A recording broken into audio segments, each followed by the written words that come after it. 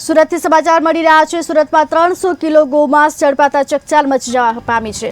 ઉનખાડી કિનારેથી ગૌમાંસ પકડાયું। ભેસ્તાન પોલીસે 5 આરોપીની ધરપકડ કરી। પતરાના શેડમાં બાંધેલી પશુઓને મુક્ત કરાવાયા। 3 લાખથી વધુનો મુદ્દામાલ કબજે કર્યો છે। મુદ્દામાલ કબજે કરી આગળની કાર્યવાહી હાથ ધરવામાં આવી છે।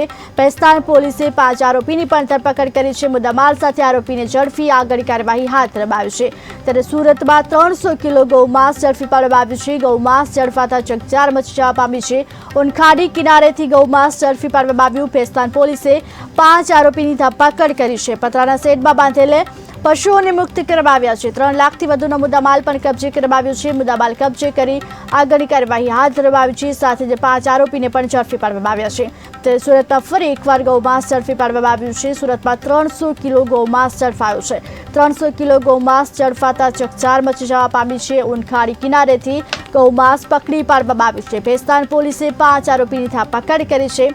પતરાના શેડમાં બાંધેલા પશુઓને મુક્ત કરવામાં આવ્યા છે। 3 લાખથી વધુનો મુદ્દામાલ કબજે કરવામાં આવ્યો છે। મુદ્દામાલ સાથે 5 વ્યક્તિની ધરપકડ કરી આગળની કાર્યવાહી હાથ ધરી છે। પશુઓને જોકે મુક્ત કરવામાં આવ્યા છે।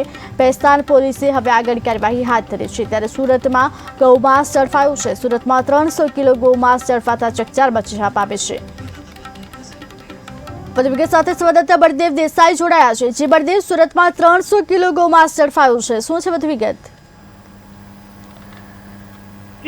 આપને જણાવ્યું છે કે સુરતમાં ઊન ખાતેથી 300 કિલો ગૌમાંસ ઝડપાતા ચકચાર મચી ગઈ છે।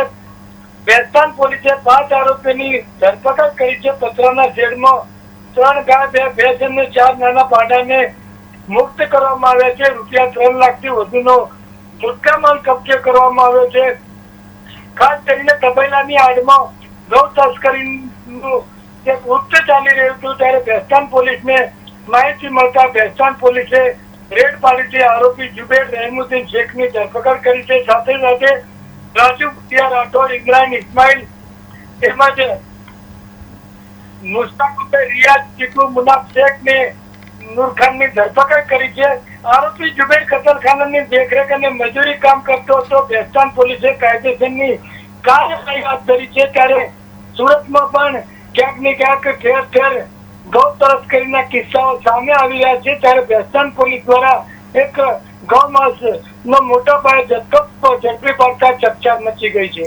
જે બળદેવ, પતરાના શેડમાં બાંધેલા કેટલા પશુઓને હાલ મુક્ત કરવામાં આવ્યા છે, તેને લઈને કોઈ માહિતી સામે આવી છે? જી બિલકુલ, આપને જણાવ્યું છે કે પતરાના શેડમાં બાંધેલી 3 ગાય, 2 ભેંસ અને 4 નાના પાડાને મુક્ત કરવામાં આવ્યા છે। ખાસ કરીને ઊન વિસ્તારમાં આ સમગ્ર કતલખાનું ચાલી રહ્યું હતું, ત્યારે ભેસ્તાન પોલીસને માહિતી મળતા ભેસ્તાન પોલીસે રેડ પાડી છે અને તમામ પશુઓને મુક્ત કરાયા છે। જી બળદેવ, સમગ્ર માહિતી આપવા બદલ આપનો આભાર। સુરતમાં 300 કિલો ગૌમાંસ ઝડપી પાડવામાં આવ્યું। ગૌમાંસ ઝડપાતા ચકચાર મચી જવા પામી છે। ભેસ્તાન પોલીસે 5 આરોપીની ધરપકડ કરી છે। મુદ્દામાલ કબજે કર્યો છે। પતરાના શેડમાં બાંધેલા પશુઓને મુક્ત કરાયા છે।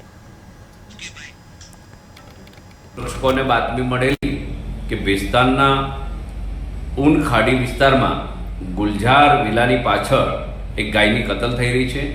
ભેસ્તાન પોલીસનો સંપર્ક કરી તેઓની સાથે ગૌરક્ષકોએ રેડ કરી તો ત્યાં એક ગાયની કતલ થઈ રહી હતી।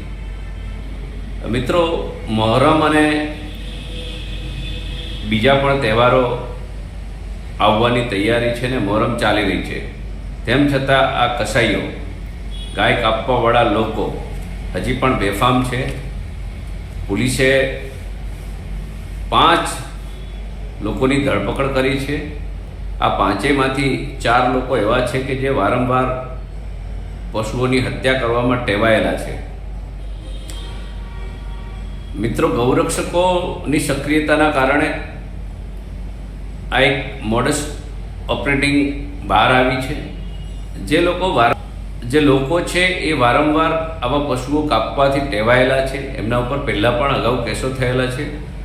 આ તમામ કસાઈઓ વિરુદ્ધ પાસા સહિતની કડક કાર્યવાહી થવી જોઈએ।